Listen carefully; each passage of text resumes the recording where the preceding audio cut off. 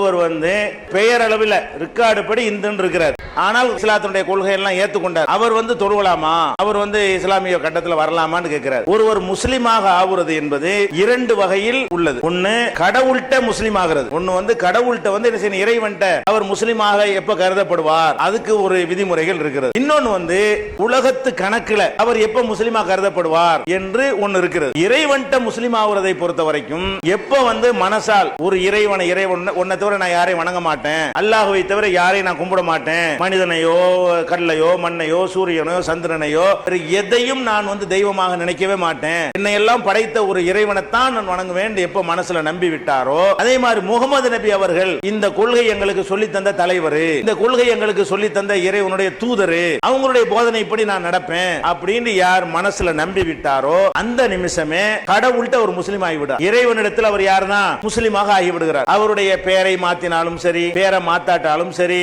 அவர் சுன்னத்து பண்ணினாலும் சரி, அது பண்ணாவிட்டாலும் சரி, அதுக்கு இதுக்கு என்ன இல்ல, இறைவன்ட்ட முஸ்லிம் ஆகுறதுக்கு சம்பந்தம் கிடையாது. அதே மாதிரி அவர் இறைவனை தொழுகலாம், நோன்பு வைக்கலாம், அவர் எல்லா விதமான காரியங்களையும் அவர் செய்யலாம், அதை இறைவன் ஏற்றுக்கொள்வார். ஏன்னா மனதளவில் அவர் முஸ்லிமாக ஆகிவிட்டார். ஆனா உலகத்துல ஒரு ரெக்கார்டு வைக்கிறோம் இல்லையா, உலகத்து ரெக்கார்டு என்ன, ஒரு இறந்து போயிடுறீங்க, இறந்து போனோன்னு அதை எரிக்கிறதா புதைக்கிறதான்னு ஒரு அப்ப பெருசு குடும்பம் ரெண்டு குடும்பத்தான சண்டை போட்டாங்கன்னு வைங்க, போலீஸுக்கு போனா ரெக்கார்டை பார்ப்பான், இல்லையா அவர் ஆனந்தம் தானே இருக்காரு, அவர் இந்துவா தானே இருக்காரு, அவர் முஸ்லீம் இல்லையா, அவர் எரிக்கட்டுருவாங்க. இஸ்லாம் சொல்ற முறை பிரகாரம் அந்த சடங்கு செய்ய முடியாத ஒரு நிலைமை அப்ப ஏற்படுங்க.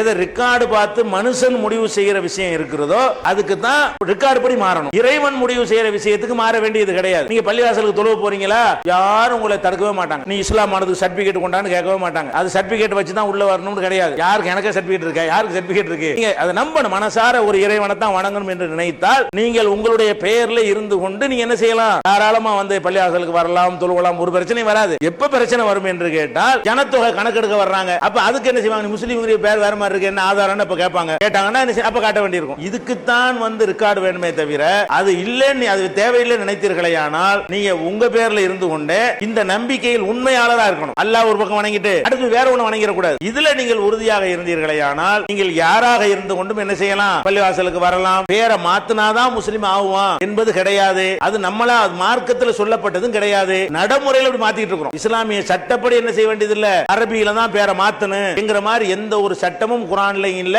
நபியும் சொல்லல. வழக்கத்தில் என்ன செய்யணும், அப்பதான் முஸ்லீம்னு தெரியும். நாம சாமின்னு சொன்னா முஸ்லீம்னு தெரியாதுல, அதுக்காக வேண்டி நம்மளா மாத்திக்கிறது தானே தவிர மார்க்க சட்டப்படி அப்படி எந்த ஒரு ரூலுமே கிடையாது. அந்தந்த பேர்ல இருந்து கொண்டு கூட ஒருத்தர் முஸ்லீமாக இருக்க அந்த நம்பிக்கை தான். இறைவனை தவிர யாரையும் வணங்க ஒரு இறைவன் அதுல உறுதியா இருக்கணுங்கிறதா விஷயம்.